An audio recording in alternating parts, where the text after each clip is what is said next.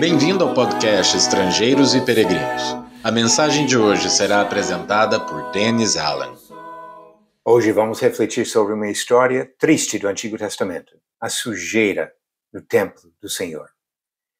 Ezequiel, um jovem que morava em Judá, teria se preparado a vida toda para sua profissão predeterminada. Devido ao privilégio de fazer parte de uma família sacerdotal, Ezequiel dedicaria sua vida ao serviço a Deus no templo em Jerusalém. Teria uma posição de respeito diante dos homens, mas de maior importância, teria a responsabilidade e o privilégio de se aproximar de Deus, de maneira que poucos faziam. Ele serviria na presença do Senhor no templo. Ezequiel começaria a exercer esta função tão importante aos 30 anos de idade, conforme a lei que Deus revelou a Moisés 800 anos antes do nascimento desse jovem.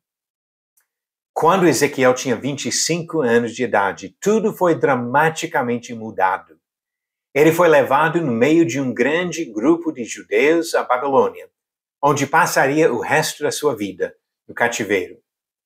Embora um ou outro tenha falado de voltar logo para casa, Ezequiel viu que não seria o caso.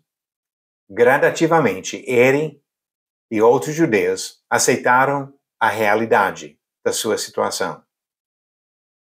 Mas o templo ainda estava lá em Jerusalém. E alguns sacerdotes ficavam para manter o serviço no imóvel mais sagrado do mundo. Muitos judeus olhavam para o templo como uma âncora para sua esperança de voltar à sua terra. O templo, projetado por Davi e construído por Salomão, quase 4 séculos antes de Ezequiel, representava a presença de Deus no meio do seu povo escolhido.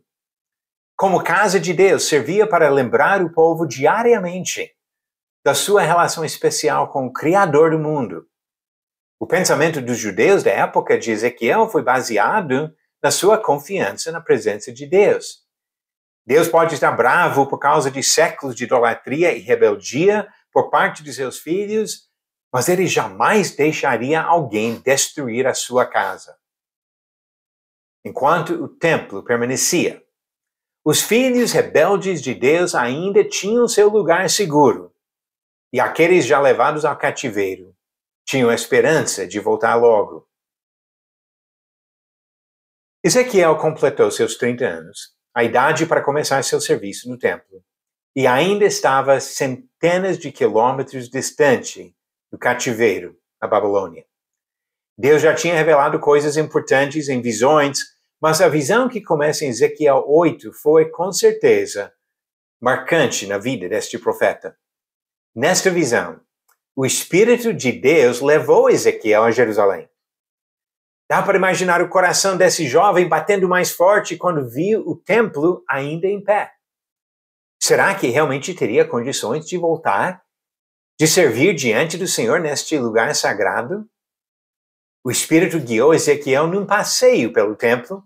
Começou com a entrada do pátio do lado norte, onde Ezequiel viu um ídolo bem na porta da casa do verdadeiro Deus. Continuou para dentro, onde encontrou uma parede com um pequeno buraco.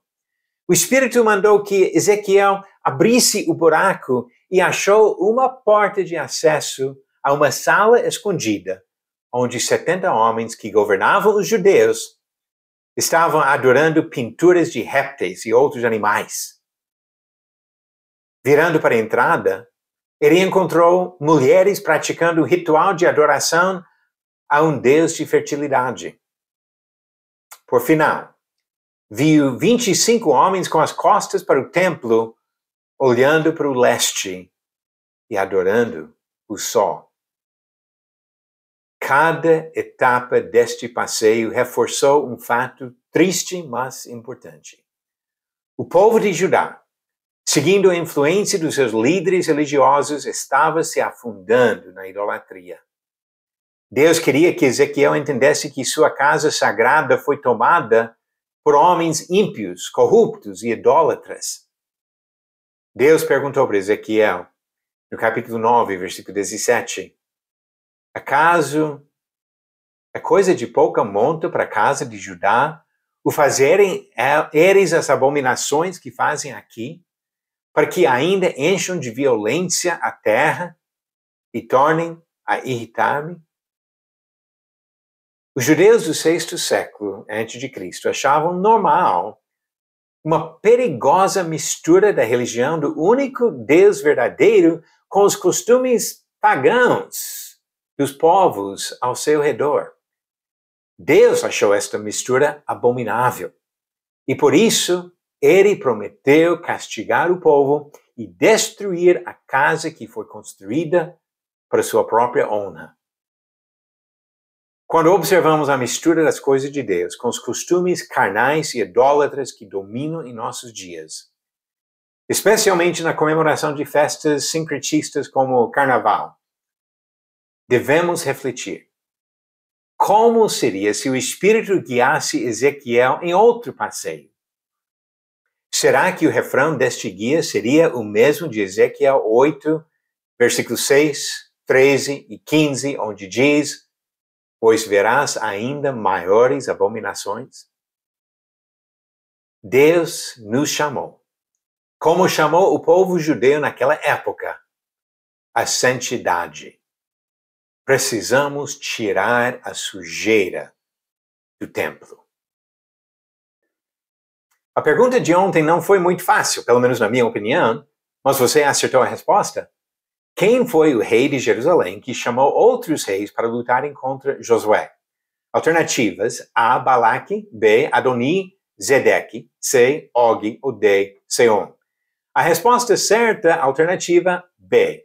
Adoni-Zedeque, como diz no relato de Josué capítulo 10, versículos 3 e 4. Por isso, Adoni-Zedeque, rei de Jerusalém, enviou mensageiros a Oã, rei de Hebron, e a Pirã, rei de Jarmute, e a Jafia, rei de Laquis, e a Debir, rei de Eglon, dizendo: venham até aqui e me ajudem.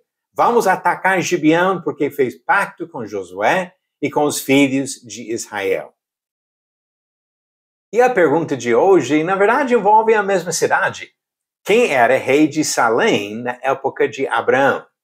Alternativas: A. Faraó, B. Jeroboão, C. Davi ou D. Melquisedeque. A resposta no final do próximo episódio. O conceito do templo do Senhor no Novo Testamento é aplicado em dois sentidos. Para falar sobre o povo do Senhor no sentido geral, a igreja coletivamente. E também para falar sobre o corpo do cristão, que individualmente deve se dedicar ao Senhor. Se deixar o templo do Senhor cheio da sujeira da idolatria, ele não habitará nesse lugar. Vamos tirar qualquer sujeira que está no nosso templo e deixar que Deus habite em nós. Obrigado por nos acompanhar nessa jornada pelas Escrituras.